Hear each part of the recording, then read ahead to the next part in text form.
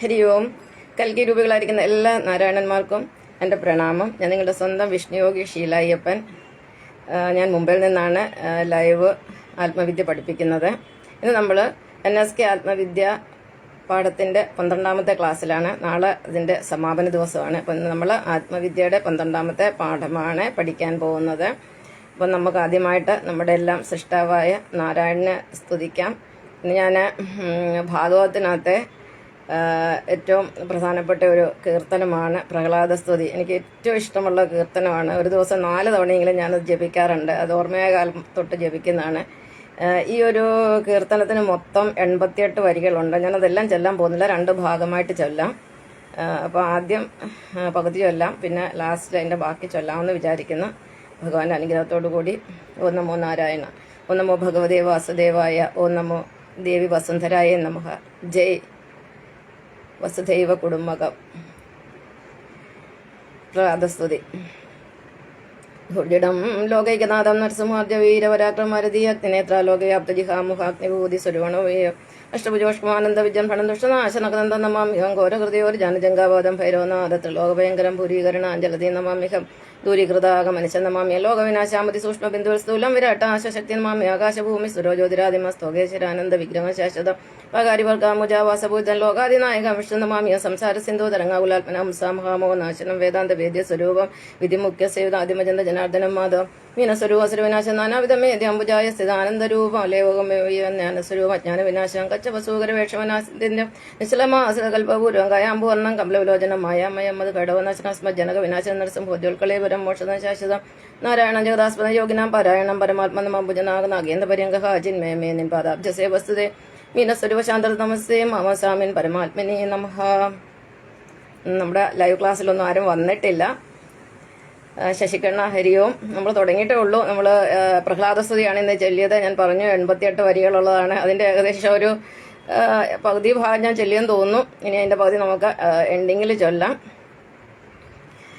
അപ്പം നമ്മൾ ആദ്യം എപ്പോഴും ശ്രദ്ധിക്കേണ്ട ഒരു കാര്യമുണ്ട്. ഈ ലോകത്ത് 33 കോടി ദൈവങ്ങളെന്നൊക്കെ പറയുന്നുണ്ട്. ഞാൻ നേരത്തെ പറഞ്ഞിട്ടത് 33 കോടി എന്നല്ല, വെറും 33 ഗ്രൂപ്പിലുള്ള ദൈവങ്ങളാണ്. അതൊന്നും അവർ ദൈവങ്ങളാണ്, സംശയമൊന്നുമില്ല. അതൊന്നും മഹാദൈവമല്ല, അതൊന്നും നമ്മുടെ സൃഷ്ടാവുമല്ല. നമ്മുടെ സൃഷ്ടാവ് എന്ന് പറയുന്നത് നമ്മുടെ ഉള്ളിലാണ് ഇരിക്കുന്നത്. ആരാണോ നമ്മളെ അമ്മയുടെ ഗർഭപാത്രത്തിൽ 280 ദിവസം കൊണ്ട് ഏകകോശമായ നമ്മളെ ഒരു പൂർണ്ണ ശിശുവായി സൃഷ്ടിച്ച് ഭൂമിയിൽ നിലനിർത്തുന്ന, അതായത് വോം ടു ടോംബ്, അതായത് അമ്മയുടെ ഗർഭം തൊട്ട് ഭൂഗർഭം വരെ നമ്മളെ അനുഗമിക്കുന്ന, നമ്മുടെ സുഖത്തിലും ദുഃഖത്തിലും നമ്മളോട് തണലായിരുന്ന, നമ്മുടെ ശരീരത്തിലെ പ്രവർത്തനങ്ങളെ നിയന്ത്രിച്ചുകൊണ്ട് നമ്മോടൊപ്പം കഴിയുന്ന ആ ശക്തി തന്നെയാണ് യഥാർത്ഥ ഈശ്വരൻ. അത് നമ്മുടെ ഉള്ളിൽ തന്നെയാണ്. അപ്പം നമ്മുടെ എല്ലാ ഉള്ളിലിരിക്കുന്ന ഒരേ ശക്തിയാണ്. അതാണ് ഭഗവാൻ നാരായണനാണ്. അത് ഭഗവാൻ പ്രപഞ്ചത്തിന്റെ നാഥനാണ്, പ്രപഞ്ചത്തിന്റെ കാരണഭൂതനാണ്, ജഗന്നാഥനാണ്, ജഗത്പിതാവാണ്.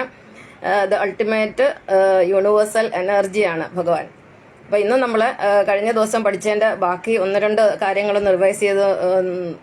റിവൈസ് ചെയ്യാം. കാരണം ഞാൻ പല കാര്യങ്ങളും പറയുമ്പോൾ സ്പീഡിൽ അങ്ങ് പറഞ്ഞു പോവുകയാണ്. അപ്പം ചില കാര്യങ്ങളൊക്കെ വിട്ടുപോകുന്നത് ഞാൻ രണ്ടാമത് റിവൈൻഡ് ചെയ്ത് കേൾക്കുമ്പോഴാണ് ചില കാര്യങ്ങൾ ഞാൻ പറഞ്ഞില്ല എന്ന് എനിക്ക് ബോധ്യപ്പെടുന്നത്. അപ്പം ഇന്ന് നമ്മൾ ആദ്യം ഇന്നലെ പറഞ്ഞതിൻ്റെ ബാക്കിയാണ് പെട്ടെന്ന് അങ്ങ് പറഞ്ഞു തീർക്കാം. ഒന്നാമത്തെ പോയിന്റ് ജാതകം. അപ്പം കഴിഞ്ഞ ജന്മത്തിന്റെ ഫലം അനുസരിച്ചിട്ട് നമ്മുടെ ജനനം മുതൽ മരണം വരെ നമ്മുടെ ജീവിതത്തിൽ എന്തെല്ലാം നടക്കുന്നു എന്ന് രേഖപ്പെടുത്തുന്ന ഒരു കുറിപ്പടിയാണ്, അല്ലെങ്കിൽ ഒരു കുറിമാനമാണ് ജാതകം എന്ന് വേണമെങ്കിൽ പറയാം. ജന്മം മുതൽ മരണം വരെ നമുക്ക് എന്തെല്ലാം നമ്മുടെ ജീവിതത്തിൽ സംഭവിക്കുന്നു എന്നത് രേഖപ്പെടുത്തുന്നതാണ് നമ്മുടെ ജാതകം എന്ന് പറയുന്നത്. ആ ജാതകം അനുസരിച്ചാണ് ഓരോരുത്തരുടെയും ലൈഫ് മുന്നോട്ട് പോകുന്നത്. ഒരാളുടെ ലൈഫ് പോലെയല്ല മറ്റൊരാളുടെ ലൈഫ്. അതൊക്കെ ഭഗവാൻ എല്ലാം തീരുമാനിച്ചിട്ടാണ് നമ്മൾ ഈ ലോകത്തിലേക്ക് കൊണ്ടുവരുന്നത്. പിന്നെ ഞാനൊരു ശ്ലോകം ചൊല്ലിയായിരുന്നു. അതിന്റെ ലാസ്റ്റിലെ ലൈൻ്റെ അർത്ഥം ഞാൻ പറഞ്ഞില്ല. അത് ഈ ശ്ലോകമായിരുന്നു. എന്തുകൊണ്ടാണ് മനുഷ്യരെ പ്രതിമകളെയും വിഗ്രഹങ്ങളെയും ആരാധിക്കുന്നതെന്ന്. അപ്പം അഗ്നോ ദേവദ്വിജാന മുനീന ഹൃദി ദേവത പ്രതിഭാ സ്വൽപ ബുദ്ധീന സർവത്ര സമദർശനിഹ. അത് അഗ്നി കൊളുത്തി, അതായത് വിളക്ക് കൊളുത്തിയാണ് ദേവന്മാരും ദ്വിജന്മാരും. ദ്വിജൻ എന്ന് പറഞ്ഞാൽ ബ്രാഹ്മണരും ഭഗവാനെ ആരാധിക്കുന്നത്. പിന്നെ അതുപോലെ മുനിമാര്, ഋഷിമാരും മുനിമാരും ഒക്കെ ഹൃദയത്തിലാണ് ഭഗവാനെ ആരാധിക്കുന്നത്. പിന്നെ മന്ദബുദ്ധികളായ, അതായത് അല്പജ്ഞാനികളായ അല്ലെ അജ്ഞാനികളായ മനുഷ്യരാണ് വിഗ്രഹത്തിലും പ്രതിമകളിലും ആരാധിക്കുന്നത്. അതായത് പ്രതിമ സ്വൽപ ബുദ്ധീന. പിന്നെ സർവത്ര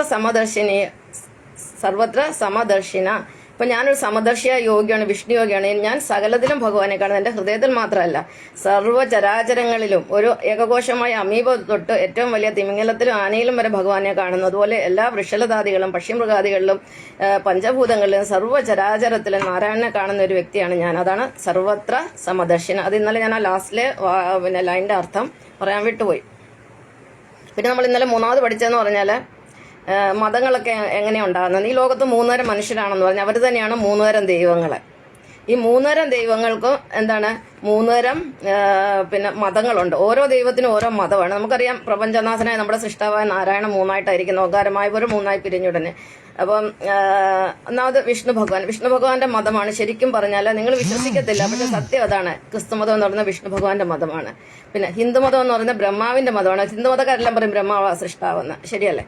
അപ്പം ബ്രഹ്മാവിന്റെ മതമാണ് ഹിന്ദുമതം. ബ്രഹ്മാവിന്റെ മതത്തിന് പ്രത്യേകത എന്താണെന്ന് പറയുക, ഹിന്ദുമതത്തില് വൈഷ്ണവരും ശൈവരും ഒന്നിച്ചിരിക്കുക. അത് കൃഷ്ണനെ ആരാധിക്കുന്നവർ ശിവനെ ആരാധിക്കുന്നവർ ഒന്നിച്ചിരിക്കുക. ഈ 2 ആരാധനകളും മനുഷ്യനുള്ളിടത്തോളം കാലം ഉണ്ടാവും. നമുക്കിതിനെ ഒന്നും ചെയ്യാൻ പറ്റത്തില്ല.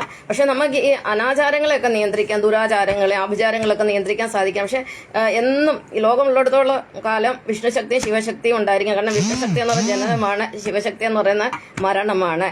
ഒന്ന് രാത്രിയാണെങ്കിൽ ഒന്ന് പകലാണ്. അത് കാരണം ഇതിനെ രണ്ടും എന്നും ആരാധിക്കും. ലോകം മുഴുവൻ ഇതിനെ മാത്രമേ ആരാധിക്കുന്നുള്ളത്. പല പേരുകളിലെ പല ഭാവങ്ങളിൽ ആരാധിക്കുന്നെന്ന് മാത്രമേ ഉള്ളൂ. അപ്പം ബ്രഹ്മാവിനെ ഭഗവാനായിട്ട് ആരും കാണുന്നില്ല, ബ്രഹ്മാവിനെ ആരും ആരാധിക്കുന്നില്ല. ബ്രഹ്മാവെന്ന് പറഞ്ഞൊരു മതേതര സ്വഭാവമാണ്. കാരണം 4 തലയാണല്ലോ, ഒന്ന് മുന്നോട്ട് ഒന്ന് പുറകോട്ട്, ലെഫ്റ്റിലും റൈറ്റിലും എന്ന് പറഞ്ഞാൽ മതേതരനാണ്, സെക്യുലർ ഗോഡാണ് ബ്രഹ്മാവ് എന്ന് പറഞ്ഞാൽ. 0 ഊർജ്ജമാണ്. അതിൽ വിഷ്ണുവുണ്ട് ശിവനുമുണ്ട്, സർവ്വ ചരാചരങ്ങൾ അടങ്ങിയിരിക്കുന്നതാണ് ബ്രഹ്മാവ്. അതുകൊണ്ടാണ് ഹിന്ദുക്കൾ പറയുന്നത് ഞങ്ങൾ സനാതന ധർമ്മമാണെന്ന്. പക്ഷെ സനാതന ധർമ്മം ഹിന്ദുമതം കൊണ്ട് പൂർണ്ണമാകത്തില്ല. ഈ പ്രപഞ്ചത്തിലെ മണ്ണ് തൊട്ട് വെണ്ണു വരെ എന്തെല്ലാം ഉണ്ടോ അതെല്ലാം ചേർന്നെങ്കിൽ മാത്രമേ സനാതന ധർമ്മം പൂർണ്ണമാകൂ. അത് പ്രപഞ്ചത്തിന്റെ ധർമ്മമാണ്, ഭഗവാൻ നാരായണന്റെ ധർമ്മമാണ്. ഞാൻ സനാതന ധർമ്മത്തിൽ, ഞാനിപ്പോൾ ഒരു മതത്തിൽ വരുന്ന, ഞാൻ നേരത്തെ പറഞ്ഞു എല്ലാ മതത്തിലും ജീവിച്ച് തഴക്കവും പഴക്കവും ഒക്കെ വന്ന ഒരാളാണ്. ഇപ്പം ഞാൻ വാസുദേവന്റെ ധർമ്മത്തിൽ, അത് പറഞ്ഞാൽ നാരായണന്റെ ധർമ്മം തന്നെയാണ്. പിന്നെ ഭഗവാൻ ശിവന്റെ സ്വന്തം മതമാണ് ഇസ്ലാം മതം എന്ന് പറയുന്നത്. ചന്ദ്രക്കല നക്ഷത്രം ഇസ്ലാമിന്റെ ചിഹ്നമാണ്. അപ്പം ശിവനെ അവർ അള്ളാഹു എന്ന് വിളിക്കുന്ന അവർ മാത്രമേ ഉള്ളൂ. നമുക്കൊരു ദൈവം ഏതാണെന്ന് അറിയണമെങ്കിൽ അവരുടെ മൂല്യം നോക്കണം. നമ്മളിപ്പോൾ ഒരു ലോഹങ്ങൾ ഒരുപാടുണ്ട്. ഏതാണ്ട് ഭഗവാന് 95ഓളം ലോഹങ്ങളെയാണ് ലോകത്ത് സൃഷ്ടിച്ചിരിക്കുന്നത്. അതിൽ ഏറ്റവും മൂല്യമുള്ള ലോഹം എന്ന് പറയുന്നത് സ്വർണം തന്നെയാണല്ലേ. സ്വർണം, പിന്നെ അത് കഴിഞ്ഞ് വെള്ളി, പിന്നെ ഇരുമ്പ്. ആ രീതിയിലാണ് മുന്നോട്ട് പോകുന്നത്. അപ്പം ഇതിന്റെ മൂല്യം നോക്കിയാണ് നമ്മൾ അതിനെ വിലയിടുന്നത്. അപ്പം ഞാൻ പറഞ്ഞു ക്രിസ്തുമതത്തിലാണ് ഏറ്റവും മൂല്യം കൂടുതൽ. അതിന്റെ 1-2 കാര്യങ്ങളെന്ന് പറഞ്ഞാൽ കഠിനാധ്വാനമുണ്ട്. ക്രിസ്തുമതത്തിലുള്ള ആളുകളൊക്കെ അധ്വാനിക്കുന്നവരാണ്. പിന്നെ അതുപോലെ തന്നെ അതിൽ ബലി തുടങ്ങിയ ബലി, പിന്നെ ഇങ്ങനത്തെ നമ്മുടെ ഹിന്ദുമതത്തിലുള്ള പോലെ ഉള്ള ആചാരങ്ങളോ അനാചാരങ്ങളോ ദുരാചാരങ്ങളോ ആഭിചാരങ്ങളോ കൈവശം കൂടോത്രം ഇങ്ങനത്തെ ഒന്നും ഒരു പരിപാടിയും അതിനകത്തില്ല. പക്ഷെ ഇപ്പൊ ഈ പെന്തക്കോസ്ത് പോലുള്ളവർ വന്നതിന് ശേഷം അസുരന്മാരും അതിനകത്ത് ഒരുപാട് വന്നിട്ടുണ്ട്. അപ്പം ഏറ്റവും ശ്രേഷ്ഠമായി നിൽക്കുന്നത് ക്രിസ്തുമതം തന്നെയാണ്, യാതൊരു സംശയമില്ല. ഞാൻ പറഞ്ഞ എല്ലാ കണ്ടുപിടുത്തങ്ങളും നടത്തുന്നത് പിന്നെ ക്രിസ്തുമതത്തിൽ കൂടെയാണ്. നമ്മുടെ ഇന്ത്യയിൽ തന്നെ ഇംഗ്ലീഷ് വിദ്യാഭ്യാസം കൊണ്ടുവന്നതും വിദ്യാഭ്യാസ രംഗത്തും അതിരസേവന രംഗത്തും എല്ലാം ഒരുപാട് സംഭാവനകൾ ചെയ്തിട്ടുണ്ട് ക്രിസ്തുമതത്തിൽ നിന്ന്. ഇപ്പം ഞാൻ പണ്ട് ക്രിസ്തുമതത്തിനെ പണ്ടല്ല, ഞാൻ ഇടയ്ക്കൊക്കെ ആരുടെങ്കിലും ഒക്കെ ഇതിനെക്കുറിച്ച് പറയുമ്പോൾ ആൾക്കാർ പറയും ഞാൻ അവരെ സപ്പോർട്ട് ചെയ്ത് സംസാരിക്കുക. സപ്പോർട്ടുള്ള സത്യം പറയുന്നതിന് ഇപ്പം നമുക്ക് എന്താ ഉള്ള കാര്യം പറയുന്നതിന് ഇപ്പം എന്താ കുഴപ്പം? അപ്പോൾ അത് പിന്നെ എന്താ പറയുന്ന വിഷ്ണു മതമാണ് അല്ലെങ്കിൽ വൈഷ്ണവ മതമാണ്. അതിനെ ദേവമതം എന്ന് പറയുന്ന ദേവന്മാർ അവർ കംപ്ലീറ്റ്ലി വിഷ്ണുവിനെ ഡിപ്പെൻഡ് ചെയ്ത് നിൽക്കുകയാണ്. അതായത് പിതാവിനെ ഡിപ്പെൻഡ് ചെയ്ത് നിൽക്കുന്നവരാണ്. എന്ത് പറഞ്ഞാൽ അവർ കുഞ്ഞാടുകളെന്നൊക്കെ പറയത്തില്ല, അവർ വഴക്കിനൊന്നും പോകുന്നവരല്ല. അവർ പിന്നെ ഭയങ്കര ശാന്ത സ്വഭാവമുള്ളവരാണ്. എവിടെയെങ്കിലും അവർ തീവ്രവാദം നടത്തിയിട്ട് കേട്ടിട്ടുണ്ടോ? ഇല്ലല്ലോ. ഈ അടുത്ത കാലത്ത് ഇപ്പം കൽക്കി അവതാരം നടന്നേ പിന്നെയാണ് ദേവന്മാർക്ക് ശക്തി കൂടിയത്. ഇപ്പൊ കൽക്കി അവതാരം വന്നേ പിന്നെയാണ് ഈ അടുത്ത കാലത്താണ് ഈ കാസയൊക്കെ ഉണ്ടായത്. അല്ലെങ്കിൽ അവരൊന്നിനും വഴക്കിന് പോകുന്നില്ല, ഭയങ്കര ശാന്തരാണ്. അവരെ ഈ ആട്ടുംകുട്ടികളൊക്കെ ശാന്തരായതുകൊണ്ട് കടുവയും സിംഹവും മറ്റു മൃഗങ്ങൾക്കൊക്കെ അതിനെ ആക്രമിക്കാൻ പറ്റുമല്ലോ. അപ്പം അതാണ് പിന്നെ ക്രിസ്തുമതത്തിന്റെ പ്രത്യേകത. പിന്നെ രണ്ടാമത്തേത് നിൽക്കുന്നത് ഹിന്ദുമതമാണ്. അതിനകത്ത് വൈഷ്ണവമതവും ശൈവമതവും രണ്ടും ചേർന്നുകൊണ്ട് കൃഷ്ണനെ ആരാധിക്കുന്നു, ശിവനെ ആരാധിക്കില്ല. വിഷ്ണുവിനെ ശിവനെ ഒരുപോലെ ആരാധിക്കുന്നു. പിന്നെ ഏറ്റവും താഴെ കിടക്കുന്നതാണ് ശൈവമതം എന്ന് പറയുന്നത്. ഇസ്ലാം മതമായാലും എന്ന് പറഞ്ഞാൽ എല്ലാവരും അങ്ങനെയാണെന്നല്ല ഞാൻ പറഞ്ഞത്. അവരെ അടച്ചാക്ഷേപിക്കുക ഒന്നുമല്ല ചെയ്യുന്നത്. ഭഗവാൻ ശിവന്റെ മതം തന്നെയാണ്. അതും പ്രപഞ്ചനാഥനായ നാരായണ സൃഷ്ടിച്ചാണ്. അവരെ ഈ ലോകത്തിന് ആവശ്യമാണ്. സ്വർണം മാത്രം പോരല്ലോ, ഇരുമ്പും വേണ്ടേ നമുക്ക്. ഇരുമ്പുണ്ടെങ്കിലല്ലേ സ്വർണ്ണത്തിനെ സൂക്ഷിക്കാൻ ഇരുമ്പ് വേണമല്ലോ, ഇരുമ്പരമാരയിലാണല്ലോ സ്വർണ്ണം സൂക്ഷിക്കുന്നത്. അപ്പം നമ്മളത് മോശമാണെന്നല്ലോ, അതും ഭഗവാൻ തന്നെയാണ്, അവരുടെ ഉള്ളിലും പ്രാണനായിരിക്കുന്നത് ഭഗവാനാണ്. പക്ഷെ അവരുടെ ബോധത്തിൽ ഒരുപാട് താഴെയാണ്. അവർക്ക് ഈശ്വരനെ കുറിച്ചുള്ള സത്യം അറിയില്ല. അതിൽ സന്യാസമില്ല, അല്ലെങ്കിൽ യോഗികളോ ജ്ഞാനികളോ ഒന്നും അതിലില്ല. അല്ലെ ഏതെങ്കിലും ഒരു ഇസ്ലാം മതത്തിൽ നിന്ന് ഒരു ലോകം മൊത്തം ആദരിക്കും നമ്മുടെ ഗാന്ധിജിയെ പോലും അങ്ങനെയുള്ള ഒരു മഹാത്മാവൊന്നും ഉണ്ടായതായിട്ട് എനിക്കറിഞ്ഞുകൂടാ. അപ്പം അതിന് കുറ്റം പറഞ്ഞിട്ട് കാര്യമില്ല. കാരണം അത് ഭഗവാൻ ശിവന്റെ മതമാണ്. അതിന്റെ സംഹാര സ്വഭാവമാണ്, അക്രമ സ്വഭാവമാണ് ശിവന്റെ നേച്ചർ എന്ന് പറയുന്ന കാമം, ക്രോധം, ലോഭം, പിന്നെ അതുപോലെ ലിംഗമാണ് അവിടെ ഏറ്റവും കൂടുതൽ ആരാധിക്കപ്പെടുന്നത്. അത് കാരണം പീഡനങ്ങളും എല്ലാം ഒരുപാട് സംഭവങ്ങളുണ്ട്. അത് ഇനി ഞാൻ അതിലോട്ട് കൂടുതൽ പോകുന്നില്ല. അപ്പൊ മതങ്ങൾ എങ്ങനെ ഉണ്ടാകുന്നു? അപ്പോൾ ഒരു ലോകത്തെ ഒരു ബാലൻസ് ഉണ്ട്. 33% ദേവന്മാര്, 33% അസുരന്മാര്, 34% ബ്രഹ്മന്മാർ. ഈ ബാലൻസ് എപ്പോഴും തുല്യമായിട്ട് ഇന്നലെ പറ്റുള്ളൂ. അത് തുലനം ചെയ്യുന്നത് നമ്മുടെ ശങ്കർ ഭഗവാനാണ്. ഭഗവാൻ കോസ്മിക് ബാലൻസ് മെയിൻറ്റെയിൻ ചെയ്യുന്ന ആളാണ്. അപ്പോൾ ഒരു മതത്തിലുള്ള ആൾക്കാർ അല്ലെങ്കിൽ ഒരു സാത്വികന്മാർ, ദേവന്മാർ കൂടുമ്പോൾ അസുരന്മാർ ജനിച്ച് ദേവന്മാരെ ഒതുക്കും. ദേവന്മാർ കൂടുമ്പോൾ വീണ്ടും ഭഗവാൻ വേറെ കുറച്ചുകൂടെ സ്ട്രോങ് ആയിട്ടുള്ള അസുരന്മാരെ എണ്ണം കൂടുമ്പോൾ ഭഗവാൻ തന്നെ കുറച്ച് അസുരന്മാരെ സൃഷ്ടിച്ച് ഇവരെ ഇല്ലാതാകും. അങ്ങനെയാണ് ഇസ്ലാം മതം വന്നപ്പോൾ സിഖ് മതം ഉണ്ടായത്. പിന്നെ ഒട്ടും നിവർത്തിയില്ല, എല്ലാവരും അങ്ങ് അസുരന്മാരായി മാറി. ഇപ്പൊ ഹിന്ദു മതത്തിൽ അസുരന്മാരുണ്ട്, ഇപ്പം ക്രിസ്തു മതത്തിലും വന്നിട്ടുണ്ട് അസുരന്മാർ. കഴിഞ്ഞ 60 ഈ കൽക്കി അവതാരം കഴിഞ്ഞ പിന്നെയാണ് ഈ സംഭവങ്ങളെല്ലാം ഉണ്ടായത്. അതായത് ഒരു 64 വർഷത്തിനിടെ സംഭവിച്ചാണ് ഈ ലോകത്തെ ഈ മാറ്റങ്ങൾ മൊത്തം. അപ്പം ഈ കൽക്കി അവതാരം വന്നതോടുകൂടി ലോകം മൊത്തം കൽക്കികളായി. അതിനകത്ത് ഈ അസുര കൽക്കികളുണ്ട്, അവര് ഭയങ്കര പ്രശ്നക്കാരാണ്. അപ്പൊ ഇവരെ ഇനി ഒതുക്കാൻ മറ്റാരും വിചാരിച്ചാൽ നടക്കത്തില്ല. അത് ഭഗവാൻ നാരായണൻ തന്നെ വിചാരിക്കണം. അതുപോലെ ഈ യുദ്ധത്തിൽ കൂടെ മാത്രമേ അവരെ ഒതുങ്ങത്തുള്ളൂ, അല്ലാതെ വേറൊരു രക്ഷയില്ല. ഞാൻ എല്ലാവരോടും റിക്വസ്റ്റ് ചെയ്യണം, നിങ്ങളെല്ലാം നമ്മുടെ ആത്മ സഹോദരന്മാരാണ്, സഹോദരിമാരാണ്. ഇനിയുള്ള മുന്നോട്ട് പോകുന്ന കാലഘട്ടം നല്ലതല്ല. ഇനി ഒരുപാട് പ്രകൃതി ദുരന്തങ്ങളായാലും യുദ്ധമായാലും പിന്നെ അതുപോലെ രോഗങ്ങളായാലും ഒക്കെ ആക്രമിക്കാൻ പറ്റും. അവിടെ ഒരേ ഒരു രക്ഷയുള്ളൂ. 33 കോടി ദൈവങ്ങൾ ഒന്നും നമ്മുടെ രക്ഷയ്ക്ക് വരില്ല. അവരെയൊന്നും വിളിച്ചിട്ട് ഒരു കാര്യമില്ല. നമ്മുടെ നാരദൻ ചെല്ലുന്ന പോലെ നാരായണ നാരായണ നാരായണ നാരായണ മന്ത്രം ചെല്ലുക. രാവിലെ കുളിച്ച് ജപിച്ച് എഴുന്നേറ്റ് നമ്മൾ ഭക്ഷണമൊക്കെ കഴിച്ച് അതിനുശേഷം നമ്മുടെ ദിനചര്യകളൊക്കെ തുടർന്ന് നമ്മൾ കർമ്മം ചെയ്ത് എല്ലാം ഭഗവാനെ സമർപ്പിച്ചുകൊണ്ട് ജീവിച്ചെങ്കിൽ മാത്രം ഇനിയുള്ള കാലം രക്ഷയുള്ളൂ. ഇനി അധികം കാലം ഒന്നും കലിയുകയില്ല. കലിയുമൊക്കെ തീരാറായി വരികയാണ്. അത് എപ്പോഴും മനസ്സിൽ വെക്കുക. പിന്നെ മതത്തിന്റെ കാര്യം മനസ്സിലായി. അപ്പൊ ഇനി നമ്മൾ പഠിക്കാൻ പോകുന്നത്, ഞാൻ ഈ അസുരന്മാരുടെ കാര്യം പറഞ്ഞപ്പോൾ ഹിന്ദുമതത്തിൽ എന്തുകൊണ്ടാണ് ജാതി വ്യവസ്ഥയുണ്ട്? ജാതി എല്ലാത്തിലും ഉണ്ട്. നമുക്കറിയത്തില്ലേ, നമ്മളിപ്പോ ഒരു മാവെന്ന് പറഞ്ഞാൽ തന്നെ എത്ര തരം ജാതി മാങ്ങകളുണ്ട്. മാവെന്ന് പറയുന്ന ഒരു സ്പെഷീസ് ആണ്, ഒരു വൃക്ഷങ്ങളിലെ ഒരു പ്ലാന്റ്സിലെ ഒരു സ്പെഷീസ് ആണ് മാംഗോ ട്രീ എന്ന് പറയുന്നത്.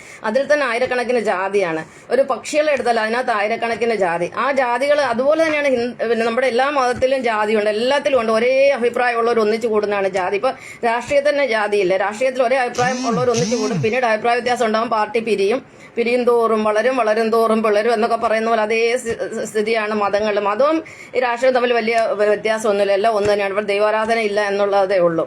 അപ്പൊ ഹിന്ദുമതത്തിൽ വരുമ്പോഴേക്ക് പകുതി ആളുകളെ സവർണരാക്കി വെച്ച്, അതായത് വൈഷ്ണവരെ സവർണരാക്കി വെച്ചിരിക്കുകയാണ്, അവർണരെ അല്ലെങ്കിൽ ശൈവരെ അവർണരാക്കി വെച്ചിരിക്കുകയാണ്. അങ്ങനെ ഇവർ തമ്മിൽ ഒത്തിരി വ്യത്യാസമുണ്ട്. കാരണം വിഷ്ണു അല്ലെങ്കിൽ വൈഷ്ണവർ എന്ത് ചെയ്യുന്നു? അവര് മാംസാഹാരം കഴിക്കാൻ ഇഷ്ടപ്പെടുന്നില്ല. അപ്പൊ ഇവര് മാംസാഹാരം കഴിക്കും. അവർ കൊല ചെയ്യത്തില്ല, ഇവർ കൊല ചെയ്യും. അവർ മോഷണം ചെയ്യത്തില്ല, ഇവർ മോഷണം ചെയ്യും. അവർ കള്ളു കുടിക്കത്തില്ല, ഇവർ കള്ളു കുടിക്കും. എല്ലാം ഓപ്പോസിറ്റ് ആണ് ചെയ്യുന്നത്. അത് കാരണം ഇവർ ഒരിക്കലും ചേരത്തില്ല. അതുകൊണ്ടാണ് OBC ഈഴവർ തൊട്ട് അങ്ങോട്ടുള്ളവരെല്ലാം ഈ അവർണരായിട്ട് വെച്ചിരിക്കുന്നത്. അപ്പൊ ഈ പറഞ്ഞാല് ഞാൻ SNDP ജനിച്ച ഒരാളാണ്. SNDPക്കാരൻ ഈഴവർ. അവർ 18ാം നൂറ്റാണ്ടിൽ ഇന്ത്യയിൽ വന്നവരാണ്. സത്യത്തിൽ ഇവര് ശ്രീലങ്കക്കാരാണ്. ശ്രീലങ്കയിൽ നിന്ന് മാർത്താണ്ഡ മഹാരാജാവ് ചെത്താൻ കൊണ്ടുവന്ന ആളുകളാണ് ഈ സിംഹളരാണ് ഈഴവരെന്ന് പറയുന്നത്. അപ്പൊ ഇവർക്ക് പണ്ട് തൊട്ടേ നമ്മുടെ ഈ സനാതന വിരോധമുണ്ട്. അത് രാമനോടും കൃഷ്ണനോടും ഇവർക്ക് അടങ്ങാത്ത ഒരു വിരോധമുണ്ട്, സനാതന വിരോധം. ഈ SNDPക്കാർ തന്നെയാണ് ഈ കമ്മ്യൂണിസ്റ്റുകാരെന്ന് പറയുന്നത്. അപ്പോൾ CPMകാരൊക്കെ ഓൾമോസ്റ്റ് ഇടതുപക്ഷക്കാരാണ്. അപ്പോൾ അവർക്ക് സനാതന വിരോധം വരാൻ കാരണം അങ്ങ് പൂർവ്വജന്മത്തിലോട്ട് പോകണം. സത്യയുഗത്തിലും ദ്വാപരയുഗത്തിലും ത്രേതായുഗത്തിലും പോകണം. സത്യയുഗത്തിൽ മഹാബലി അസുരനായിരുന്നു. അതിനെ നിഗ്രഹിക്കാൻ ഭഗവാൻ നാരായണൻ വാമനാവതാരം എടുത്ത് വന്നു. അന്നേ ദേവന്മാരും അസുരന്മാരും അന്ന് തൊട്ടേ ശത്രുക്കളാണ്. പിന്നീട് അസുരന്മാരുടെ ശ്രീലങ്കക്കാരൊക്കെ അങ്ങ് ക്രമാതീതമായിട്ട് ആസുരിക സ്വഭാവം വളർത്തി, അല്ലെങ്കിൽ അവർ അസുരന്മാരായിട്ട് ഇവിടുത്തെ സനാതനികളെല്ലാം ആക്രമിക്കാൻ തുടങ്ങി. അപ്പോഴും ശ്രീരാമചന്ദ്രൻ അവതാരം എടുത്ത് അവരെ ഇല്ലാതാക്കി. പിന്നെ അതുപോലെ ത്രേതായുഗത്തിലും കഴിഞ്ഞതിന് ശേഷം ദ്വാപര യുഗത്തിലും ഈ അസുരന്മാരെല്ലാം വീണ്ടും പുനർജനിച്ച് വന്നു. ഇവരെ തീർക്കാൻ ശ്രീകൃഷ്ണൻ വന്നു. അങ്ങനെ ശ്രീകൃഷ്ണൻ അവരുടെ ശത്രുവായി. ഇപ്പൊ കൽക്കി ഇവിടെ വന്ന് മാത്രമേ ഇവർക്ക് ആർക്കും അറിയത്തില്ല. ഇനി അറിഞ്ഞാലും അവർ വിശ്വസിക്കത്തില്ല. അതുകൊണ്ട് പിന്നെ പ്രശ്നമില്ല. ഇനി എന്ത് പ്രശ്നം ഉണ്ടായാലും എനിക്കൊരു പ്രശ്നമില്ല. ഞാൻ കാരണം ഈ ഭൂമിയിൽ ഒരു മനുഷ്യരെ എനിക്ക് ഭയമില്ല. മനുഷ്യരേ ഇല്ല, ആരെയും ഭയമില്ല. ഞാൻ ഭയക്കുന്ന എന്റെ ഉള്ളിലിരിക്കുന്ന എന്റെ സൃഷ്ടിച്ച നാരായണനെ മാത്രമേ ഉള്ളൂ. അപ്പൊ ഇപ്പോഴും ഭഗവാൻ അവതരിച്ചിരിക്കുന്നത് എന്തിനാണ്?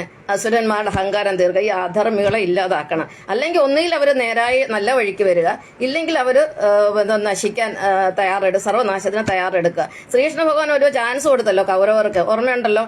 അപ്പൊ കൗരവന്മാര് പാണ്ഡവർക്ക് പിന്നെ സ്വത്ത് കൊടുക്കത്തില്ലായിരുന്നു. അപ്പൊ അതിനൊരു ദൂതുമായിട്ട് ഭഗവാൻ പോയി അവരെ പറഞ്ഞ് അനുനയിപ്പിക്കാൻ നോക്കി. ഒരു എട്ടിനും അമ്പിനും വില്ലിനും അടുക്കത്തില്ല കൗരവന്മാര്. അപ്പം പിന്നെ അവസാനം ഒരു രക്ഷയിലെ യുദ്ധമേ ഉള്ളൂ എന്ന് തന്നെയാണ് ഇത് ഇനിയും സംഭവിക്കാൻ പോകുന്നത്. ഇത് തന്നെയാണ്. ഇപ്പൊ ഞാൻ നിങ്ങൾക്കൊരു ചാൻസ് എന്ന് ഞാൻ ആത്മവിദ്യ പഠിപ്പിച്ചു.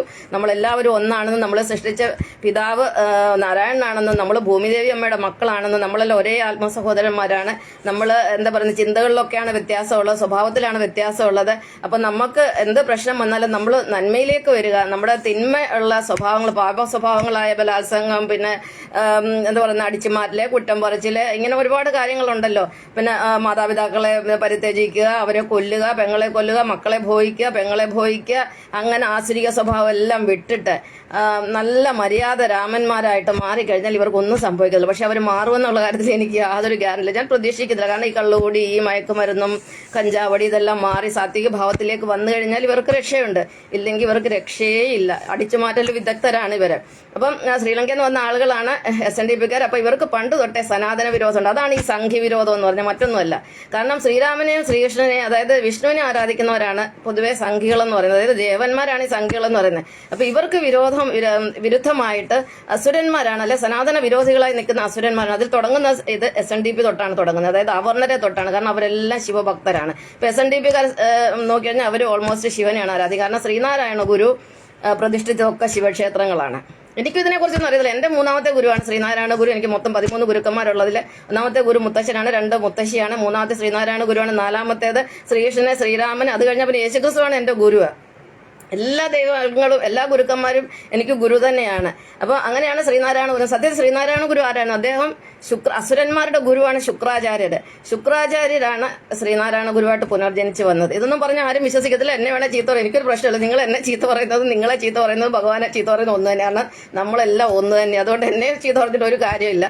എനിക്കതൊരു വിഷയമേ അല്ല. അപ്പൊ ശ്രീനാരായണ ഗുരു എന്ന് പറയുന്നത് അസുര ഗുരു ശുക്രാചാര്യരുടെ പുനർജന്മമാണ്.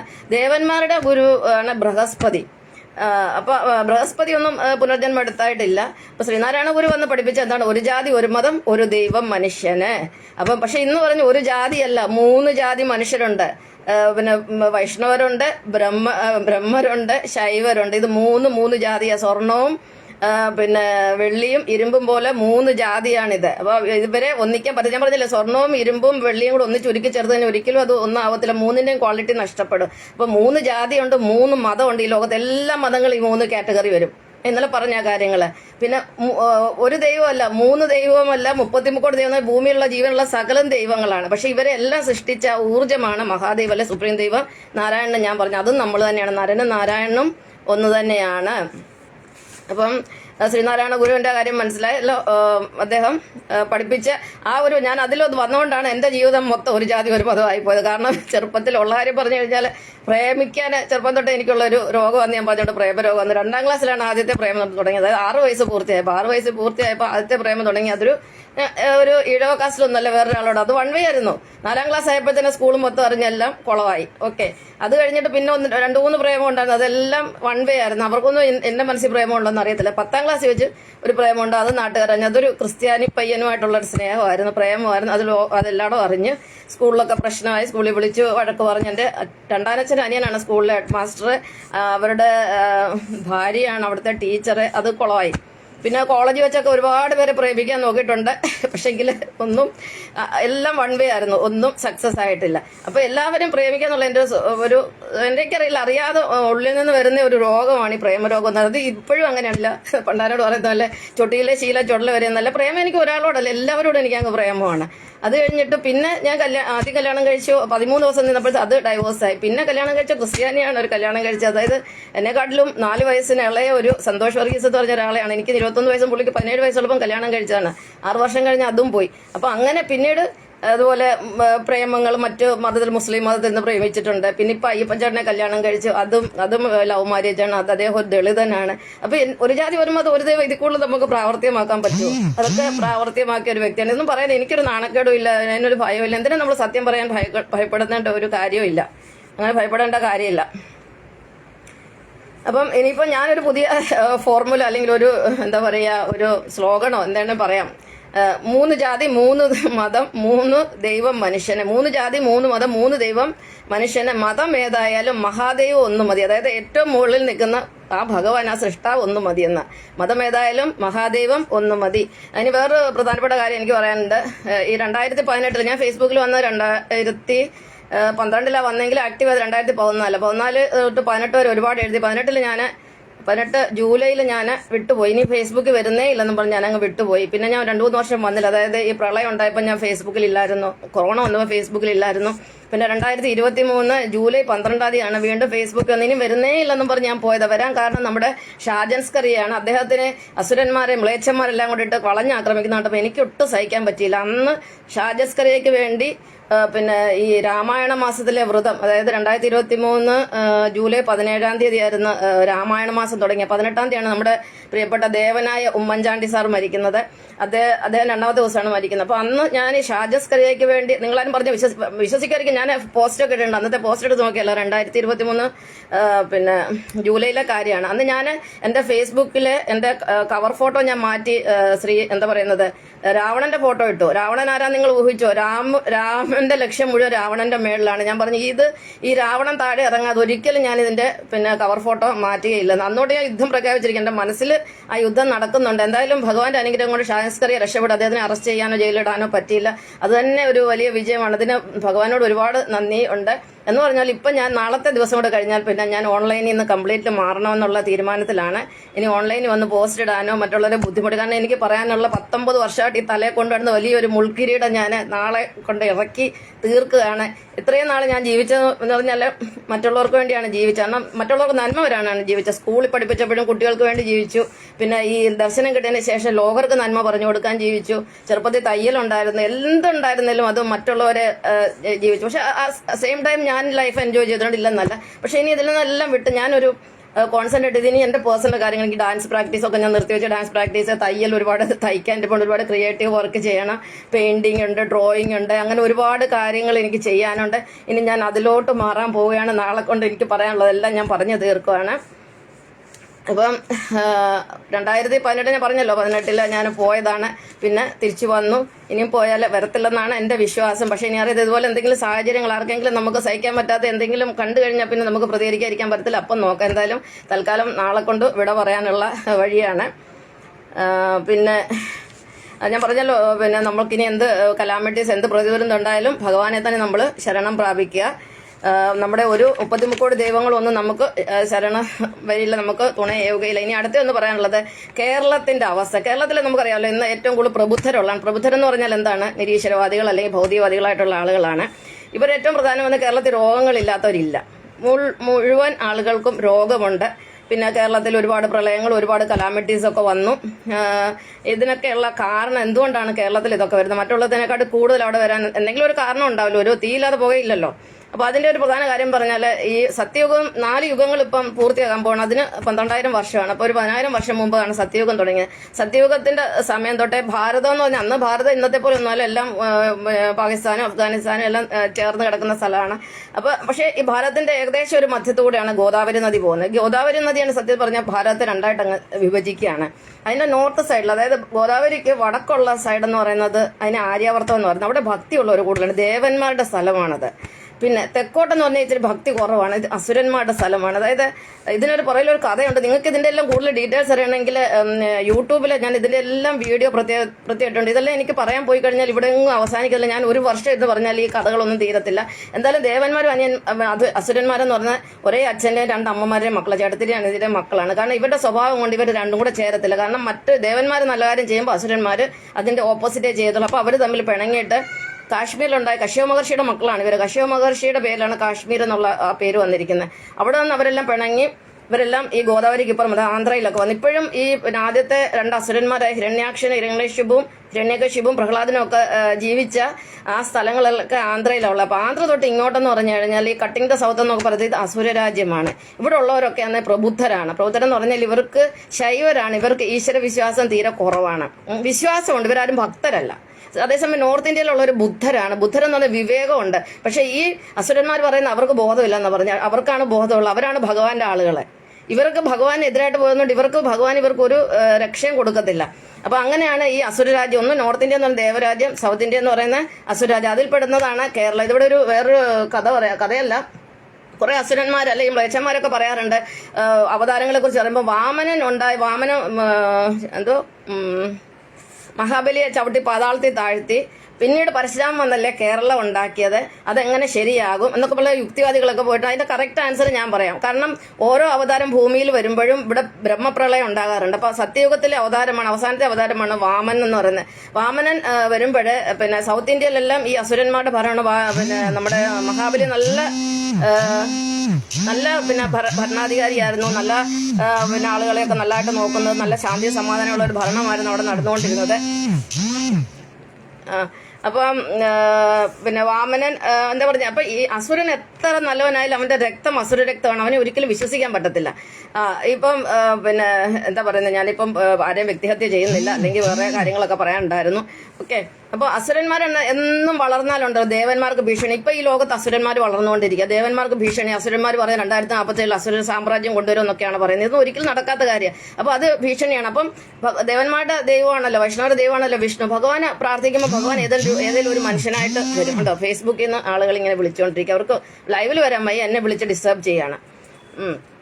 അപ്പൊ അങ്ങനെ ഒരു ഇതിലും മഹാബലി നോർത്ത് ഇന്ത്യയിലുള്ള ഈ ദേവന്മാർക്ക് ഭീഷണിയായതിന്റെ പേരിൽ ഭഗവാൻ വന്ന് അസുരന്മാരെ കൊന്നു. ആ സമയത്ത് അസുരന്മാരെ അല്ല, മഹാബലിയെ ചവിട്ടി താഴ്ത്തി. അതിനുശേഷം ബ്രഹ്മപ്രളയം ഉണ്ടായിരുന്നു. ശ്രീലങ്കയൊക്കെ നമ്മുടെ ഭാരതമായിട്ട് ചേർന്ന് കിടന്ന സമയമാണ്. അതായത് 10,000 വർഷങ്ങൾക്ക് മുമ്പത്തെ കാര്യമാണ്. അപ്പൊ ശ്രീലങ്കയൊക്കെ അവിടെ നിന്ന് അങ്ങ് വിട്ടുപോവുകയാണ് ചെയ്തത്. ആ സമയത്ത് ഈ കേരളം ഒക്കെ അങ്ങ് വെള്ളത്തിൽ പോയി. ആ സമയത്ത് കേരളം എന്നല്ല പേര്, അതെല്ലാം തമിഴ്നാട്ടിലെ മഹാബലിപുരത്താണ് നമ്മുടെ മഹാബലി ഭരിച്ചുകൊണ്ടിരുന്നത്. മഹാബലിപുരത്ത് അന്ന് കേരളവും തമിഴ്നാടൊന്നുമില്ല, എല്ലാം ഒന്നിച്ച് കിടക്കുമായിരുന്നു. അപ്പൊ ആ സമയത്ത് ബ്രഹ്മപ്രളയം ഉണ്ടായപ്പോൾ കേരളമൊക്കെ അങ്ങ് വെള്ളത്തിൽ മുക്കി. ആ യുഗം അങ്ങ് കഴിഞ്ഞു. അടുത്ത യുഗം എന്ന് പറഞ്ഞാൽ ത്രേതായുഗമാണ്. അപ്പം കേരളം വെള്ളത്തിൽ കിടക്കുകയാണ്.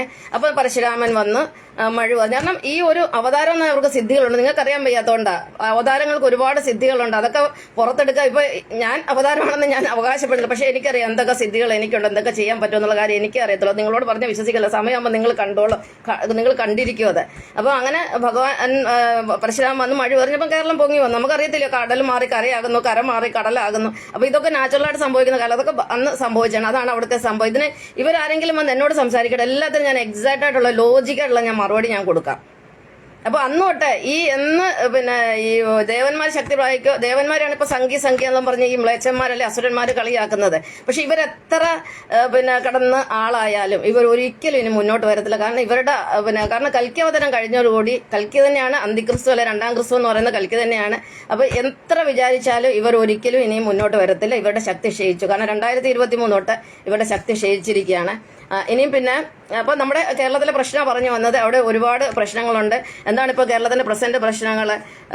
രോഗങ്ങള്, പിന്നെ പ്രളയം, കൊലപാതകങ്ങൾ ഒരുപാട് നടക്കുന്നുണ്ട്, മയക്കുമരുന്നുകൾ അവിടെ നടക്കുന്നുണ്ട്, മതവിദ്വേഷം പ്രചരിക്കുന്നുണ്ട്, സ്ത്രീധനത്തിന്റെ പേരിൽ കൊലപാതകം, പ്രകൃതി ദുരന്തങ്ങൾ, പ്രകൃതി വിരുദ്ധ പീഡനങ്ങൾ നടക്കുന്നുണ്ട്.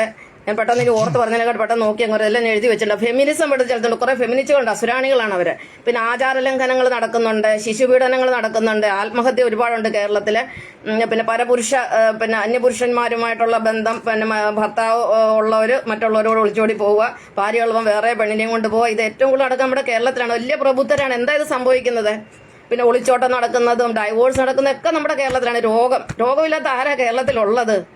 എനിക്കറിയത്തില്ല. എന്റെ പ്രായത്തിൽ ഞാൻ എവിടെ നോക്കിയാലും എല്ലാവരും അസുഖക്കാർ. ഇവിടെ ഒരു അസുഖമില്ലാത്തൊരു മനുഷ്യരില്ല. അപ്പൊ ഇതിന്റെ എല്ലാം ഒന്നാമത്തെ കാരണം ഭക്തി ഇല്ല, വിശ്വാസം മാത്രം. വിശ്വാസവും ഭക്തിയും രണ്ടാണ്.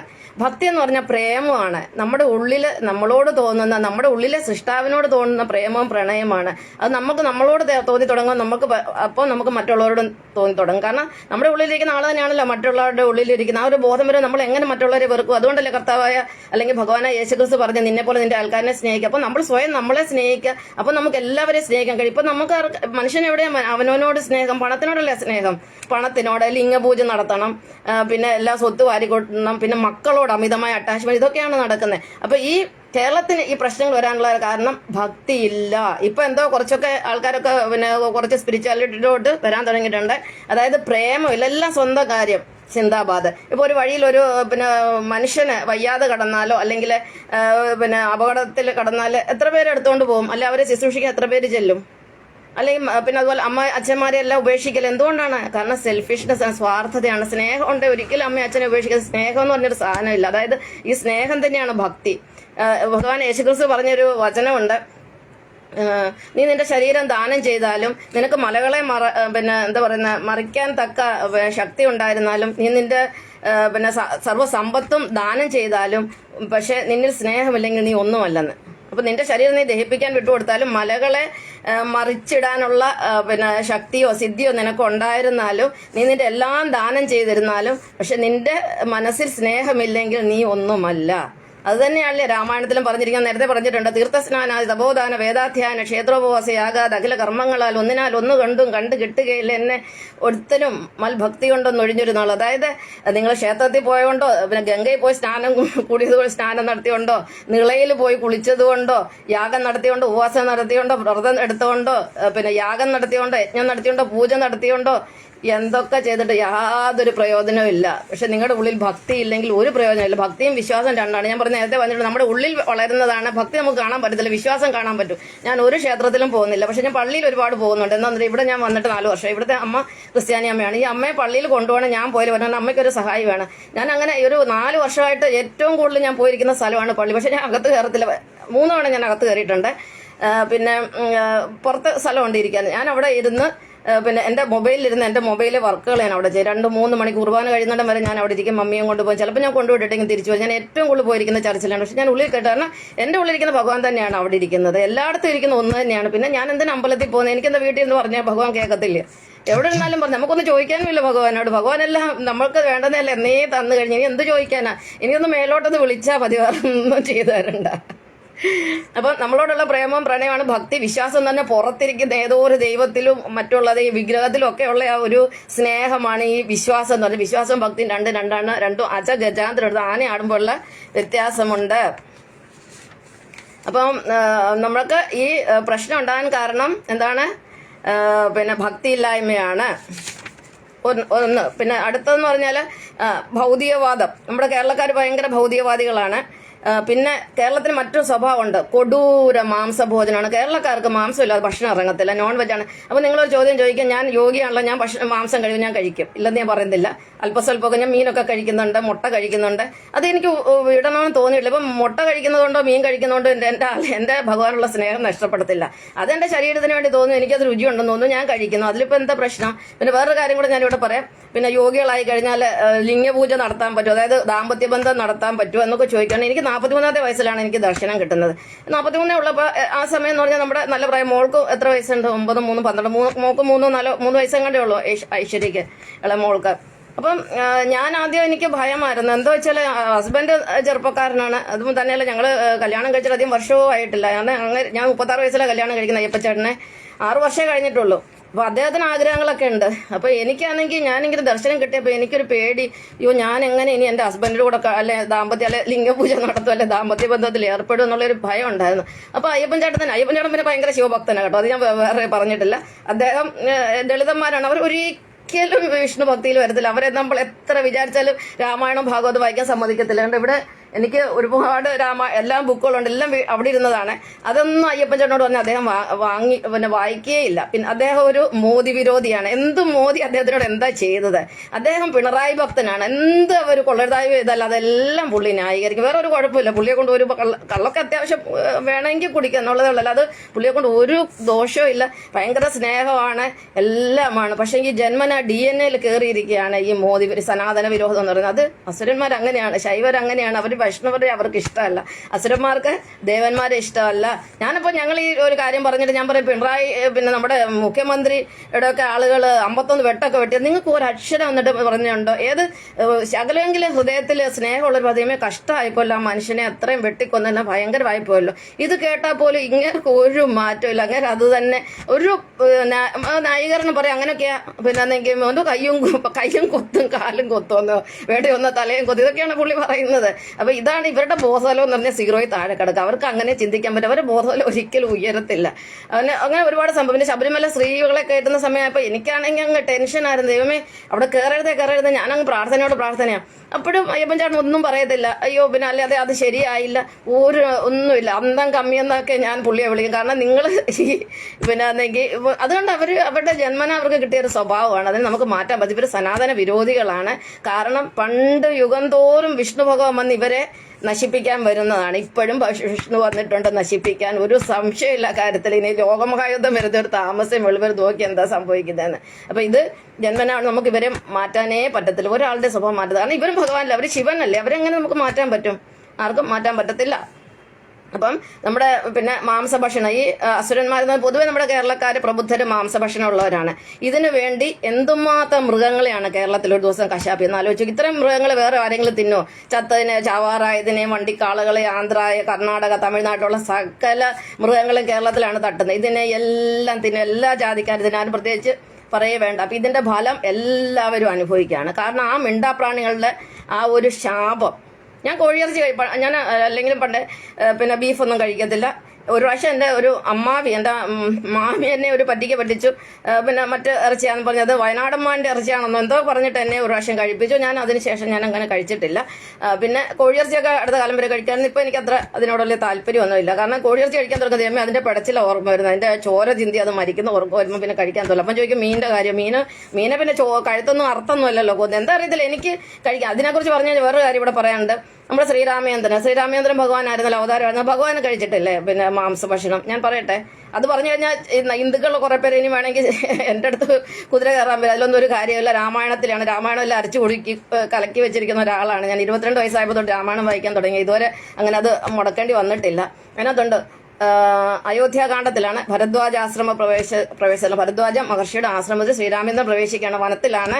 ശ്രീരാമനുണ്ട്, സീതയുണ്ട്, ലക്ഷ്മണനുണ്ട്. അതിനകത്ത് ഒരു ശ്ലോകമാണ്, വൈദേഹിതന്നോട് കൂടവേ രാഘവൻ എന്ന് പറഞ്ഞാൽ ശ്രീരാമചന്ദ്രൻ. വൈദേഹിതന്നോട് കൂടവേ രാഘവൻ സോദരനോടും ഒരു മൃഗത്തെ കൊന്നു സാദരം ഭുക്ത്യ സുഖേന വസിച്ചിതോ പാദപമൂലേ ലലാട തൽപസ്ഥലേ. വൈദേഹിതന്നോട് കൂടവേ രാഘവൻ സോദരനോടും ഒരു മൃഗത്തെ കൊന്ന് സാധനം ഭുക്തിയ സുഖേന വസിച്ചത് പാദപമൂലേ ലലാട തൽപസ്ഥലെ.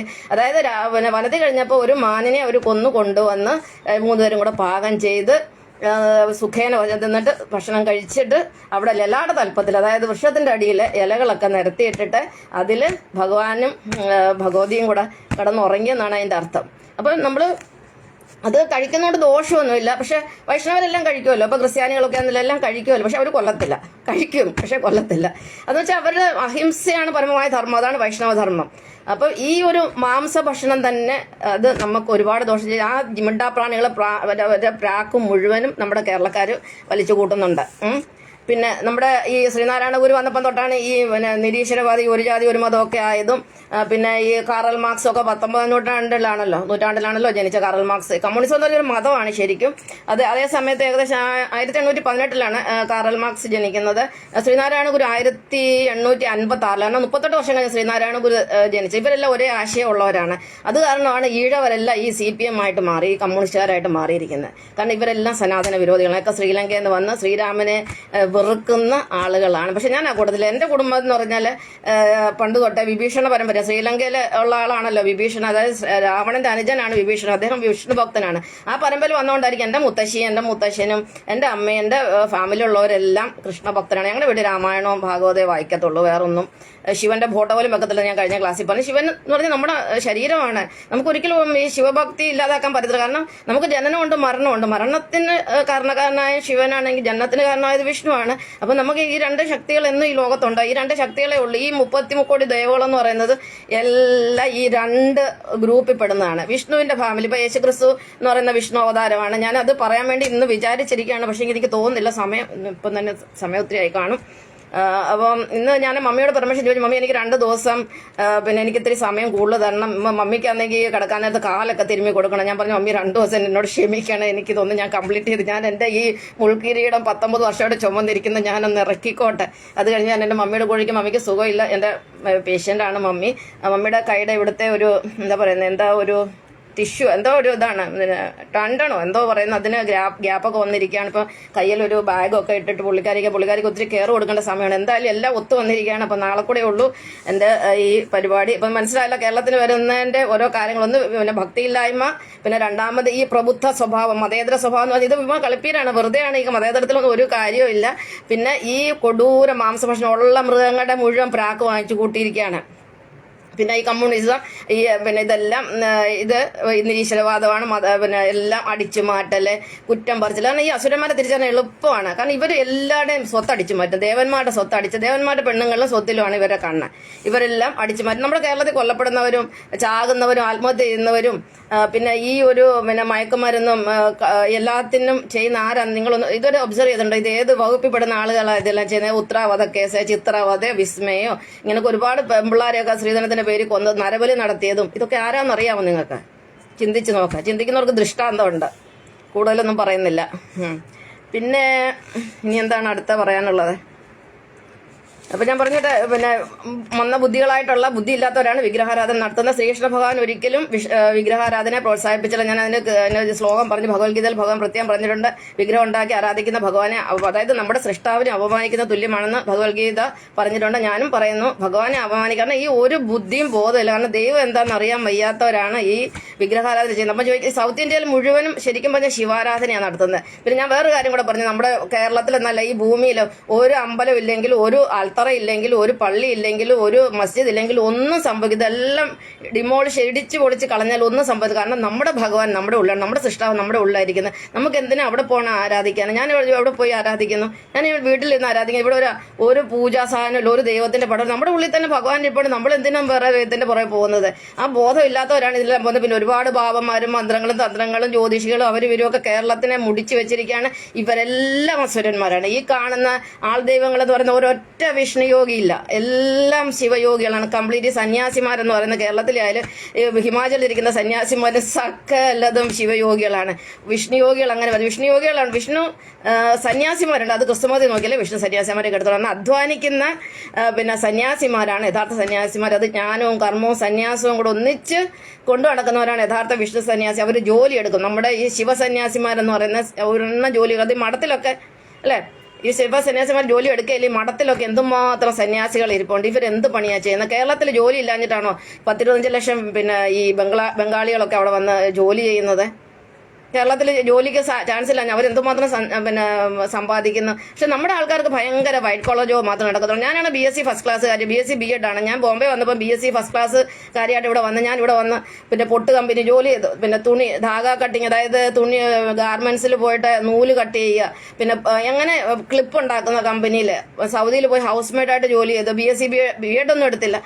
അവരുടെ ബാത്റൂം കഴിവ്, ഇതെല്ലാം നമുക്ക് ജീവിക്കാൻ മാർഗ്ഗമില്ല. നമ്മൾ പലതും ചെയ്തെന്നിരിക്കും.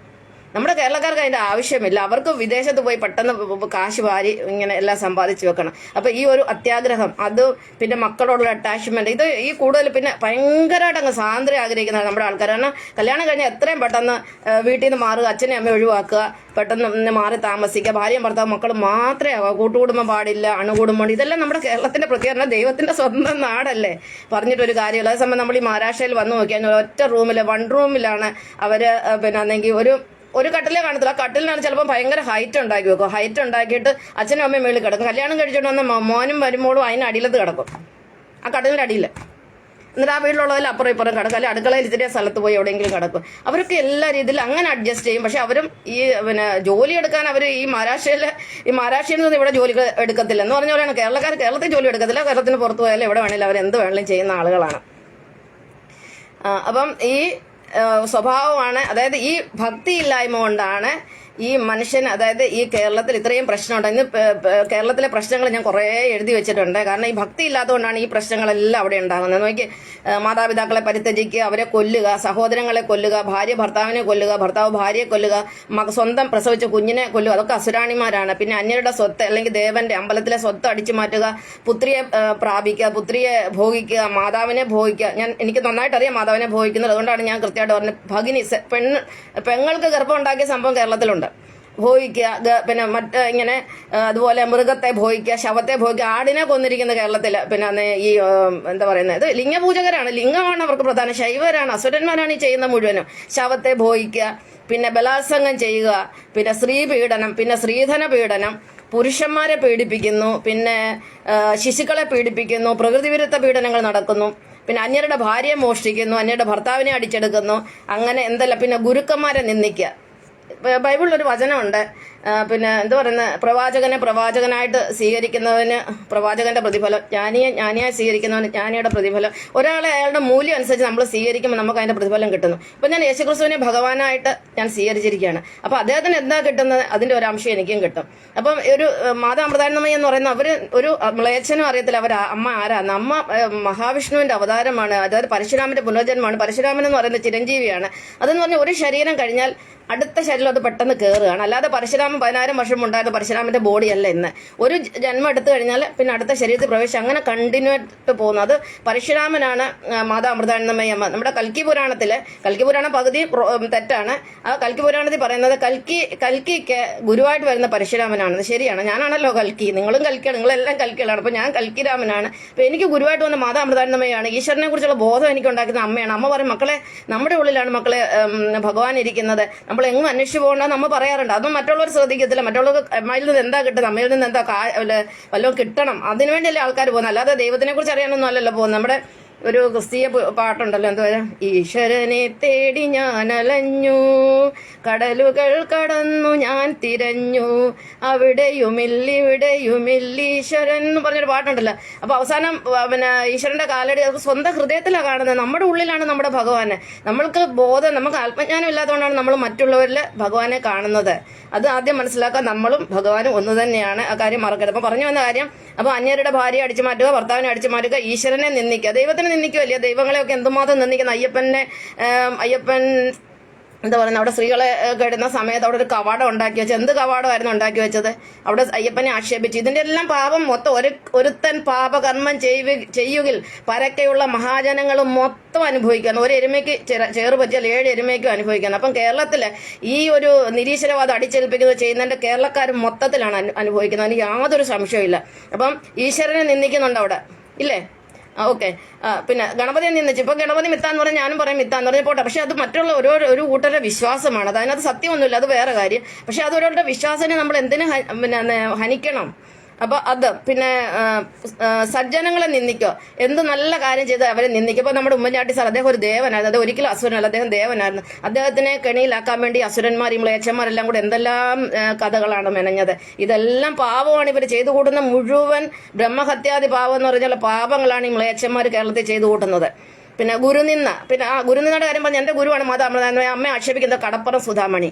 ഇവനൊക്കെ ഇരിക്കുന്നുണ്ടല്ലോ ഭൂമി പിളർന്ന് താഴെ വീഴും, ഒരു സംശയമില്ല കാര്യത്തില്. അപ്പൊ അങ്ങനെ എല്ലാവരും നിന്ദിക്കുക, കുറ്റം പറയുക. പിന്നെ സനാതന വിരോധം, ഇവർക്ക് ഭയങ്കര വിരോധമാണ് സനാതനികളോടും. സംഘികൾ എന്ന് പറയുന്നത് മോദിയോടും ഒക്കെ വിരോധം വെച്ച് പുലർത്തും. മോദിയെ വിരോധിച്ച ഒന്നും കുന്തമല്ല, മോദി അവതാരമാണ്. കാരണം കൽക്കിരാമൻ ഇവിടെ അവതാരിച്ചോടി ഭഗവാന്റെ എല്ലാ അവതാരങ്ങളും ഇവിടെ എത്തിയിരിക്കും. കൽക്കിരാമൻ എന്ന് പറഞ്ഞാൽ 6 അവതാരം കൂടിയതാണ്, അറിയാല്ല, ഒന്നൊന്നുമല്ല. യേശുക്രിസ്തു ഉണ്ട് അതിനകത്ത്.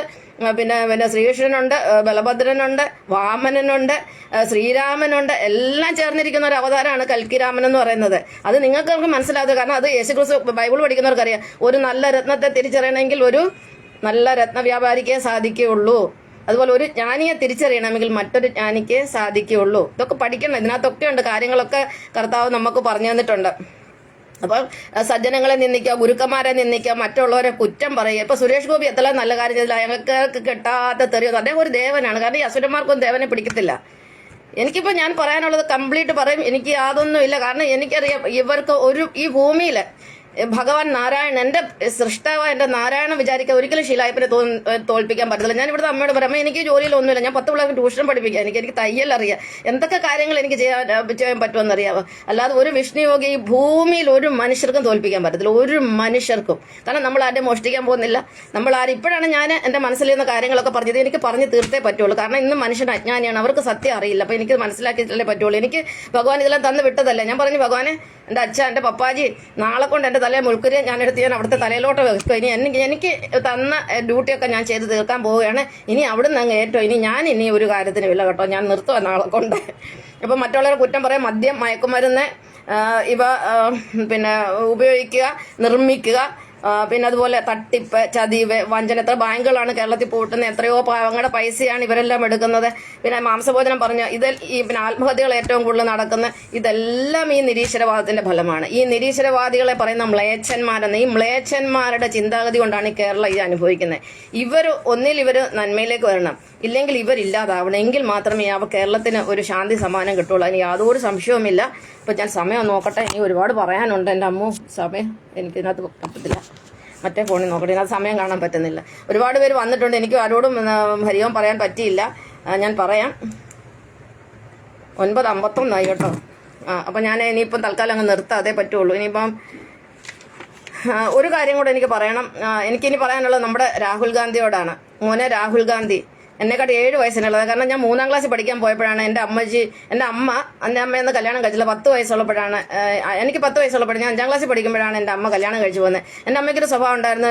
പേപ്പറിനകത്ത് വരുന്ന എല്ലാ കട്ടിങ്ങുകളും എടുത്ത് അമ്മ വെക്കും. അങ്ങനെ ഞാൻ 2ാം ക്ലാസ്സിൽ പഠിക്കുമ്പോഴാണ് ഈ ചന്ദ്രനിലെ ആൾക്കാർ കാല് കുത്തിയത്. 1969. അന്ന് അമ്മ എന്നെ പഠിപ്പിച്ച മക്കളെ 3 പേര് ചന്ദ്രനിൽ പോയത്. നെയിൽ ആംസ്ട്രോങ്, എഡിൻ ആർലിൻസ്, മൈക്കൽ കോളിൻസ്. അങ്ങനെ കണ്ട അവരുടെ പേരെന്ന് തോന്നുന്നു. ഞാൻ മറന്നുപോയി. ഇപ്പം പേര് എനിക്കിപ്പം പെട്ടെന്ന് കിട്ടുന്നില്ല. നെയിൽ ആംസ്ട്രോങ്, എഡിൻ ആൽവിൻസ്, മൈക്കൽ കോളിൻസ്. അങ്ങനെ 3 പേര്. അപ്പോൾ ഇത് ഞാൻ ഇതെന്നെ അമ്മ പഠിപ്പിച്ചു കഴിഞ്ഞ സ്കൂളിൽ അടുത്ത ക്ലാസ്സിൽ ചെന്നപ്പോൾ 2ാം ക്ലാസ്സിലാണ്. അപ്പം പൊന്നമ്മ ടീച്ചറാണ് ക്ലാസ് ടീച്ചർ. ടീച്ചർ ഇങ്ങനെ ചന്ദ്രനിലൊക്കെ മനുഷ്യർ പോയി. അത് പറയുന്നതിന് മുമ്പ് ഞാനങ്ങ് ചാടി എണീറ്റിട്ട് അങ്ങ് ആൻസർ പറയാൻ തുടങ്ങി 3 പേരുടെയും പേര്. എന്ന് പറഞ്ഞാൽ എൻ്റെ അമ്മയ്ക്കൊരു സ്വഭാവമാണ്. അപ്പോൾ ഞാൻ 3 പഠിക്കുമ്പോഴാണ് ഈ രാഹുൽ ഗാന്ധി ഉണ്ടാകുന്നത്. അപ്പോൾ രാജീവ് ഗാന്ധിക്കും സോണിയാഗാന്ധിക്കും ഒരു മകൻ ഉണ്ടായെന്ന് പറഞ്ഞ് ഞാൻ രാജീവ് ഗാന്ധിയോട് പറയാം, മോൻ പ്രധാനമന്ത്രി പോയിട്ട് ഒരു മന്ത്രി പോലും ആവത്തില്ല. അതിന് യാതൊരു സംശയമില്ല. കാരണം മോൻ കളിക്കുന്നത് ഭഗവാനോടാണ്, ഈശ്വരനോടാണ് കളിക്കുന്നത്. കാരണം മോൻ എന്ന് പറയുന്നത് അസുരനാണ്. അതായത് ഒരിക്കലും ശിവനെ പാർലമെന്റിൽ പൊക്കിപ്പിടിച്ച കാര്യം മോൻ അറിയാവില്ല. മോനെന്നല്ല, മോൻ്റെ കൂടെ നിൽക്കുന്ന ഒരു മനുഷ്യൻ ഇനി ജയിച്ച് മുന്നോട്ട് പോകുന്ന ആരും വിചാരിക്കണം. നിങ്ങൾക്ക് ഒരേ ഒരു വഴിയുള്ളൂ. ഇനി ഭഗവാനെ ശരണം പ്രാപിക്കുക, നാരായണ ശരണം പ്രാപിക്കുക. അല്ലാതെ ഇനി ഇതൊന്നും നടക്കാം. ഇനിയും വരാൻ പോകുന്ന ഇതൊന്നുമല്ല. നിങ്ങളുടെ ഒന്ന് ചിന്തയുടെ അപ്പുറത്തുള്ള കാര്യങ്ങളാണ് ഇനി സംഭവിക്കാൻ പോകുന്നത്. ഒന്നും ഞാൻ പറയുന്നില്ല. അതൊക്കെ കാണാനുള്ള പൂരം കണ്ടു തീർക്കുക. അത് കണ്ടു തീർക്കുക. ഇനി ഞാനിതൊന്നിനും ഇല്ല. അത് കണ്ടു തീരുക. അപ്പം മോനോട് എനിക്ക് പറയേണ്ട, എന്നെക്കാട്ടിലും 7 വയസ്സിന് ഇളയ ആളാണ് അദ്ദേഹം. ഈ നടക്കുന്നതും ഈ മോദി വിരോധം കൊണ്ട് നടക്കുന്ന നാശത്തിലേക്കാണ് പോയിക്കൊണ്ടിരുന്നത്. സർവനാശത്തിലേക്ക്. ഓർത്ത് വെക്കുക. ഇത് പറയാനൊന്നും എനിക്ക് ശീലായപ്പിന് യാതൊരു മടിയുമില്ല. അതുകൊണ്ട് പിന്നെ അസുരന്മാര് അതുകൊണ്ട് അവരുടെ ഈ അധർമ്മമല്ല ഉപേക്ഷിച്ചിട്ട് നന്മയിലേക്ക് വരിക, സത്യത്തിലേക്ക് വരിക. ഇതാണ് എനിക്ക് പറയാനുള്ളത്. പിന്നെ അതുപോലെ രാഹുൽ എന്ന് പറയുന്ന പേരേ അസുരന്മാരുടെ പേര്. എത്ര രാഹുലുണ്ട്, എല്ലാം പേരുദോഷം കേൾപ്പിക്കുന്നതാണ്. അപ്പൊ രാഹുൽ എന്ന പേര്, അത് ഒരു പുറകിലൊരു കഥയുണ്ട്, പാലാഴി മത്സരത്തിന്റെ കഥയുണ്ട് രാഹുലിന്റെ പേരില്. അപ്പൊ അത് എന്താ പറയുക, അതൊന്നും എനിക്ക് പറയാൻ സമയമില്ല. ഇപ്പം തന്നെ 1 മണിക്കൂർ ആകാറായി. അപ്പം ബാക്കി കാര്യങ്ങൾ നമുക്ക് നാളെ പഠിക്കാം. അപ്പം നമുക്ക് ഒരു സർപ്രൈസ് ഉണ്ടായിരിക്കും നാളെ. അപ്പം ഇനി ഞാൻ പിന്നെ പ്രഹ്ലാദസ്തുതിയുടെ ബാക്കി ഭാഗം കൂടെ പെട്ടെന്ന് അങ്ങ് ചെല്ലുക. വലിയൊരു ശ്ലോകമാണ്, പെട്ടെന്ന് അങ്ങ് ചെല്ലുക. ഓം നമോ ഭഗവതേ വാസുദേവായ. നാഥ ജയ ജയ നാരായണ ജയ പാദോദലോചന പത്മനാഭ ജയ വിഷ്ണു ജയ ജയ വിശ്വംഭര ജയ വിഷ്ണു അവര സേവ്യ ജയ ജയ ധർവീരേന്ദ്ര ശരണ ജയ ജയ സർവന്യ ശരണാഗതവത്സല ഭക്തപ്രിയ ജയ പാവവിനാശന മുക്തിപ്രദാമുനി മുനിദേശേവിദാസവരാജംഗമാചാര്യ ജയ താപസാന്തസ്ഥിതാ താപാഭ ജയ സർവലോകേശ ജയ ജയ സന്തം പൂർവ്വദേവാലയ പുരുഷോത്തമ ജയ കമിതായിക സോമ്പാന കോമ്പാളകാര ജയ ശ്രീപതേ മൂന്നായി വിളങ്ങി നിന്നീടുന്ന ലോകത്തിന് ഊന്നായി വിളങ്ങുന്ന തമ്പുരാനെ ഹരെ നിന്മഹമായ ഗുണങ്ങളിൽ നിന്നിടും ബ്രഹ്മാതിമൂർത്തികൾ ഉൽപ്പന്ന രാജസമായ ഗണാസിതനായിട്ട് അമാരിമൂർത്തി വേദങ്ങൾ ഇങ്ങനെ ലോകസർഗശ്രീ സംഹാരവും പുനരേകനായി നീ തന്നെ ചെയ്തു പോരുന്നത് മൂന്നായ മൂർത്തികൾ ഒന്നായി വിളങ്ങിനെ നിന്നെ നീയൊഴി ഞാരഞ്ഞിടുവാൻ വേദവും കൊണ്ട് ജലതിയിൽ പോരുമേതുന്ന രണ്യാഷിനെ കൊല്ലാൻ മത്സ്യമായി വന്നു ഭജതമാസവത്സനാകുന്ന ഭവനല്ലോ ഷിടാമതി മധുരത്തിന് മധുരം നേരെ മതി ധരിച്ചെന്ന ലോറിയും കൊണ്ട് ശാരം പോരു ഗർഭനായി രണ്യാഷിനെ കൊല്ലാൻ ഖോണിയാ ചെന്നവൻ തന്നെ ക്ഷോണിയെ തെറ്റമ്പിൽ പൊങ്ങിച്ചെന്നപ്പ ഇന്ന് നരസിംഹരൂപം ധരിച്ചത് എന്നെ രക്ഷിപ്പതിനായിട്ട് ദൈവമേ എന്നീ വണ്ണം ഭവിക്കുന്ന സങ്കടങ്ങളൊന്നും നീ തീർത്ത് ലോകങ്ങൾ പാലിപ്പാൻ ഇത്ര കാരണ കല്ലാന്നവരാരും മറ്റ് ദ്രോഗതിങ്ങുന്ന പ്രസിദ്ധമേ തുൽപാദ പങ്കേ രുഹമ്മകേവലെ എപ്പോഴും ഉൾപ്പോകിൽ വഴുകതിരാവതി മംഗലമൂർത്തിയെ നമസ്തേ നമസ്തേ ശരണപാണ്ഡേ നമസ്തേ ജന്മയായ നമസ്തേ നമോ നമ വിശ്വനായ നമസ്തേ നമസ്തേ നിത്യാഷ്കിൻ ജനാർദ്ദായ നമ വേദാന്തവേദ്യായ വിഷ്ണുവേദേ നമ വേദസ്വരൂപായ നിത്യം നമസ്തുതേ നമോ ഭഗവതേ വാസുദേവായ ഓം കായന വാചാ മനസേ ദേവാബുദ്ധ്യാത്മനാഭാപ്രകൃതി സ്വകരോ മേദ്വസാരം പരസ്മൈ നാരായണായേതി സമർപ്പയാമി നാരായണായേതി സമർപ്പയാമി നാരായണായേതി സമർപ്പയാമി ഓം പൂർണ്ണമദ പൂർണ്ണമിദ പൂർണ്ണമദിച്ചതേ പൂർണ്ണസ്യ പൂർണ്ണമാദായ പൂർണ്ണമേവാവശിഷ്ട ലോകാ സമസ്ത സുഖിനോ ഭവന്തു ഓം ശാന്തി ശാന്തി ശാന്തി. അപ്പം എല്ലാ കണ്ണന്മാർക്കും അനൂപ് കണ്ണ ഹരിയോം, വസന്തകുമാരിജി ഹരിയോം, പിന്നെ പ്രദീപ് ഹരിയോം, പിന്നെ ഒരുപാട് പേരുണ്ടായിരുന്നു. ശശികണ്ണ ഹരിയോം. എല്ലാവർക്കും എൻ്റെ ഹരിയോം, എൻ്റെ നമസ്കാരം, എൻ്റെ പ്രണാമം. എല്ലാം പാർട്ടിസിപ്പേറ്റ് ചെയ്ത എല്ലാ കണ്ണന്മാർക്കും ഒരു കോടി പ്രണാമം. ഒത്തിരി നന്ദി, സന്തോഷവും നന്ദി, നമസ്കാരം. നാളെ കാണാം. നാളെ ലാസ്റ്റ് ക്ലാസ്സാണ്. ബൈ.